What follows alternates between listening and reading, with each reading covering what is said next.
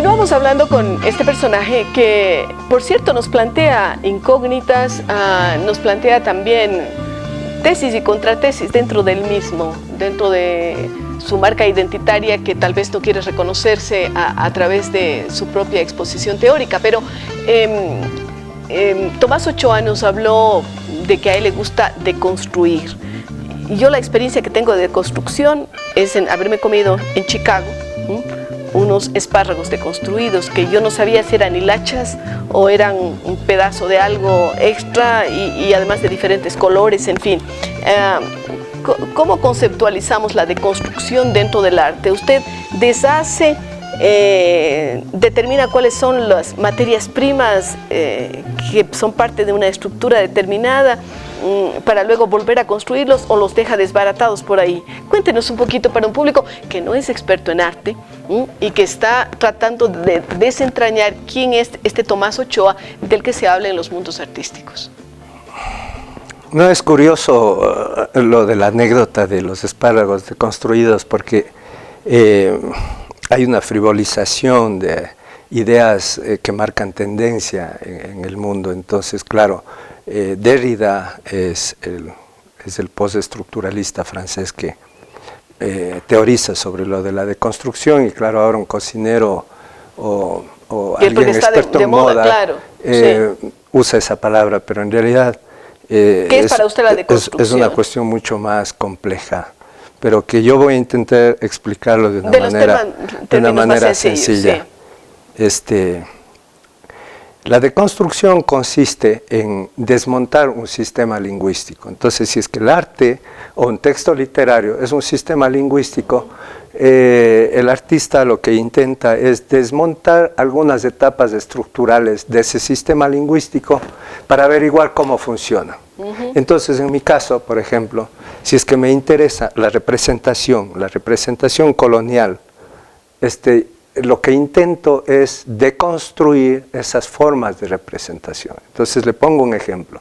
Las crónicas de Indias o las ilustraciones del siglo XVII que se hacían de América, resulta que eran una representación interesada del indio. El indio estaba siendo representado como un bárbaro, caníbal, salvaje, que tenía que ser civilizado y cristianizado.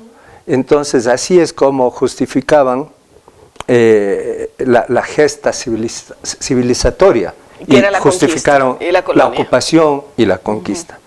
Entonces, estas representaciones pasaron a la modernidad, son representaciones feudales que pasaron a la modernidad como fuentes históricas. Eso se traslada a la actualidad como verdades.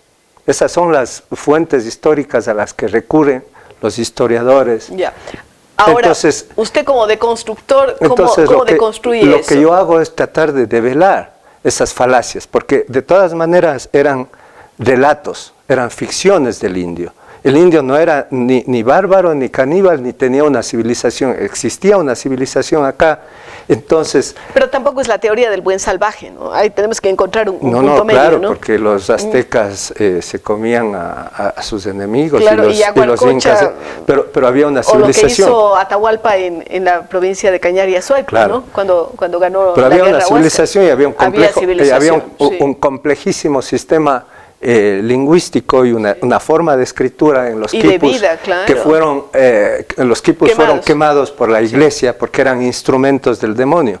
Entonces, claro, se arrasó con una civilización y se justificó esa gesta civilizatoria porque los indios eran así, eran bárbaros salvajes. Entonces, esa es una forma de representación. ¿Qué es lo que hace el arte? El artista ya no es un creador, sino que usa elementos que encuentra en la realidad para, al descontextualizar esos elementos y reorganizarlos de una forma novedosa, está poniendo en cuestión esas formas de representación. Entonces, eso es deconstruir, es desmontar esas etapas estructurales historiográficas, la forma en cómo se escribió la historia. Al reescribir, al plantear una reescritura de la historia, estamos desmontando esas estrategias de representación. Pero allí hay un proceso creativo, el del artista que deconstruye y el que busca cuáles son los elementos, desmitifica, ¿no? Quita el sabor de leyenda y pone en la realidad que es la suya, la del artista que está interpretando. Que también es una forma de representación, hay una obviamente. Subjetividad por allí, supuesto, ¿no es por cierto? supuesto. Ahora, nosotros nos habíamos quedado, porque nos metimos con el tema de la deconstrucción, pero nos habíamos quedado en que usted se va a México, a la UNAM. Eso le permite entrar en contacto con corrientes nuevas, con maestros, con guías desde el punto de vista del análisis artístico, de la crítica. ¿Qué pasa después con usted, con Tomás Ochoa? Desde mi partida a México he regresado por temporadas al Ecuador. Pero usted salió a México y ya no regresó a vivir en el Ecuador, sino solo por temporadas. Regresé por temporadas, luego me fui a Estados Unidos, estuve un tiempo ahí y intentando lanzar mi carrera. Después de eso regresé, me quedé un año en el Ecuador y luego, no, un poco más de un año, y luego me fui a vivir en Europa. ¿Y en Europa ha vivido cuántos años? 10 años. 10 años. La pregunta obvia es ¿por qué se fue? Me imagino que tiene que ver con esta búsqueda y sobre todo ¿por qué regresó? Porque sabemos que ahora está usted radicado aquí en el Ecuador. Sí, a ver, yo me fui jurando no volver, porque no estaban dadas las condiciones. Este país nunca ha tenido políticas culturales, entonces ha sido muy difícil desarrollar proyectos culturales y artísticos en este país. Entonces me fui a Europa porque creía que ahí estaban habían condiciones favorables, teóricas y materiales para desarrollar un trabajo de arte contemporáneo. Y que así ocurrió. Yo estuve en un ambiente favorable. En Suiza, sobre todo, ¿no? Sí, pude desarrollar proyectos muy interesantes. ¿Tuvo apoyo allí? Sí, es curioso porque este país, el Ecuador, nunca recibí ningún tipo de apoyo. Yo representé al Ecuador. Ganó premios, ¿no? Usted cuenta el de Excedra, pero también ganó el de la Bienal de Cuenca. Sí, pero no a nivel de las instituciones gubernamentales. No de las instituciones, pero tal vez de otra institucionalidad. Excedra era una fundación privada. Y la Bienal nació pues del entusiasmo de una gente allí en Cuenca, ¿no? El Salón de Julio, cuando gané el premio del Salón de Julio, que es otorgado por el municipio de Guayaquil, gané la bicoca de $800. Entonces era imposible hacerlo y en Europa me di cuenta que sí podía... Que se movía a otros niveles. Desarrollar mi carrera. Encontró un espacio allí. Sí, sí. Tomás Ochoa tiene un espacio en Europa. Sí, yo creo que sí. Tiene representantes. Me representa una galería suiza. Y que vende sus cuadros en el mundo. Estuve representado por 3 galerías españolas antes de la crisis. 2 de ellas ya cerraron. Pero bueno, todavía... Bueno, entonces se fue, prometió no venir porque usted encontraba que aquí no había espacio cultural, encontró su espacio en Europa, pero ahora encontramos a Tomás Ochoa aquí de vuelta, en Quito. Claro, entonces cuando uno se va, ya está pensando en el regreso. Y ahora pienso en el escritor Alejandro Dolina, que dice que el mejor camino es siempre el camino de regreso, aunque es imposible volver al lugar de partida, porque el lugar de partida nunca permanece fijo. Entonces nadie ha podido ejecutar un verdadero regreso. Pero usted siente que el triunfo que usted tiene, porque tiene premios, porque tiene apoyos, porque desarrolla proyectos culturales, de alguna forma marca a un Tomás Ochoa diferente que viene aquí al Ecuador a buscar ¿qué? Reconocimiento entre sus conterráneos, un espacio adecuado para vivir, ahora que está de moda regresar a vivir al Ecuador. ¿Qué es lo que viene buscando usted? ¿Raíces? No, yo creo que este país que no tiene galerías de arte contemporánea, no creo, y además que tradicionalmente siempre ha sido como muy duro con sus hijos. Entonces creo que no. Yo lo que regreso es porque este es un espacio perfecto para producir mi obra. Porque ¿qué condiciones tenemos aquí que se hacen perfecto? Primero por los temas que yo abordo son temas locales, son temas contextuales, periféricos, que son temas que a mí me conciernen. Y ese es el punto de partida para todo arte. Y además que sí se vive relativamente bien si es que uno no depende de las condiciones materiales de este país. Entonces yo produzco aquí, pero mi obra se muestra y se vende afuera del país.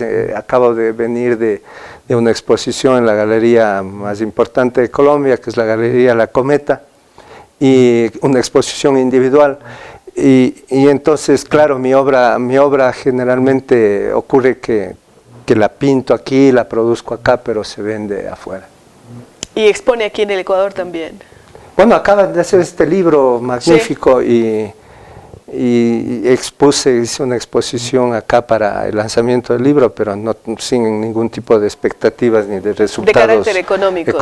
Sí. Pero sí de un tocar a sus conciudadanos también, con su por arte, supuesto, ¿no? Porque eso es lo que pretende también. Por supuesto. ¿Qué dice la crítica sobre su obra? ¿Cómo lo califican? Yo sé que a veces no es tan fácil decir lo que dicen de uno, ¿no? Pero ¿cree que la crítica ha sido favorable hacia usted? ¿Cree que ha sido injusta? ¿Cree que lo han tomado realmente en la conceptualización que usted quiere que se le tome?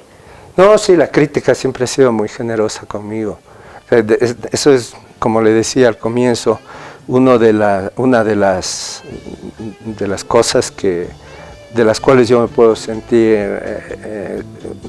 orgulloso, porque mis logros han sido precisamente generar un debate teórico a nivel de críticos muy importantes como Fernando Castro, que es el Pope del arte contemporáneo en España, o de Fumio Nanjo, que es el director del Mori Museum de Japón, y por el estilo, ¿no? Acaban de publicar un libro en la Tate Modern de Londres, en el cual se analiza rigurosamente y exhaustivamente 20 obras de artistas como Gabriel Orozco, Doris Salcedo, etc., en el cual se toma en cuenta un servidor. Entonces, más bien, en ese sentido, me siento como realizado. Sí, yo creo que he recibido una muy buena acogida. Qué bueno, nos quedamos con este buen sabor en la boca. Has recibido buenos comentarios de la crítica internacional. Ya regresamos para continuar hablando con Tomás Ochoa.